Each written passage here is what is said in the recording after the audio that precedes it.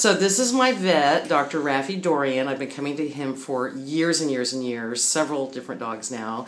And, I'm here too. There you go. But I just wanted to ask you some summer advice. I'm in here today with Spike, who had a little bit of a spot on his nose. It's kind of red. You can see, Spike, look at me. But we came in to check it out.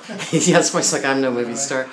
We came in to check it out because you had me put an ointment on it because it was kind of raw for a while. That's right, yeah. And I think it looks much better.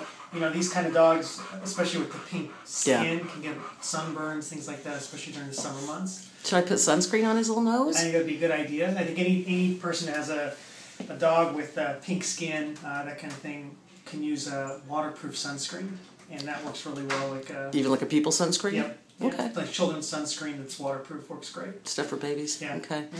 So we were out at Fiesta Island the other day and saw a little garden snake, and it made me think. And luckily, my guys are pretty good voice command, but I thought, oh dear, what if it's a rattler? So there is a vaccine that you can give. It's a rattlesnake vaccine, and it can work okay. It's not. You still have to go to the vet if they get bit, but it can buy you some time. So if you're taking your dogs out, hiking, that kind of stuff, I think it's great. Okay. Yeah. What's a general price that you should pay for it? And is it one shot or? It's usually you do one and a booster 30 days later, okay. And they can range maybe $30 to $40. Oh, okay, so completely affordable. Bad, yeah. Now, and what's it like if you have the vaccine and then they still get a snake bite? You rush them in. Yeah, you got to rush them in. They'll probably have to do they'll probably have to be in the hospital, and they'll give it anti-venom, just like they do in people.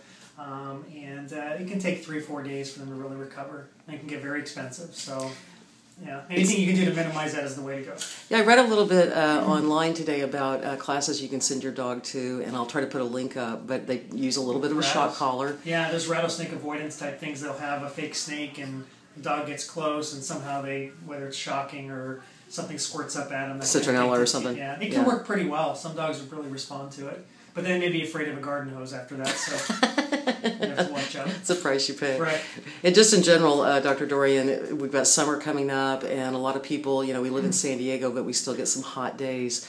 Just general advice, dogs in cars? Yeah, definitely, that's a big deal, and I think everybody knows if you keep your dog in the car that within 10 minutes it's going to get really hot, so try to avoid that for sure.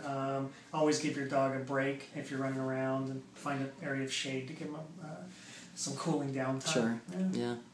And the dogs, I worry about this when I walk the dogs like in urban areas. Do their pads of their feet with the hot concrete, is that a worry? It can be, yeah. They can get blisters. And really dogs, how they cool themselves, they actually just sweat from their pads and then they pant. Okay. So if their feet are hot, it can really minimize some of their cooling. But so you have to be careful, yeah. Walking on cool surfaces is better. Or at least giving them a break. And just one other question for people who aren't lucky like me and only have to work a few hours a day. If you leave your dog outside all day long, just summertime advice. Yeah, obviously they have to have shade, and then it's better not to tie them up to anything so they have free rein so they can choose where they want to be. Plenty of water. That's probably about it. Area, shade, and water, yeah. You've got to be able to stay cool. Is the dog going to dig to try and get a little bit cooler if there's not enough shade? They could, yeah. And, okay. you know, if they're that hot, then maybe you need to find some other place for them, yeah. Or they're just, you know, they're going to just do that. Exactly. Well, they're dogs, exactly. Yeah. All right, cool. Thank you very much. We'll come back for wintertime advice. You're welcome. All right, see you later.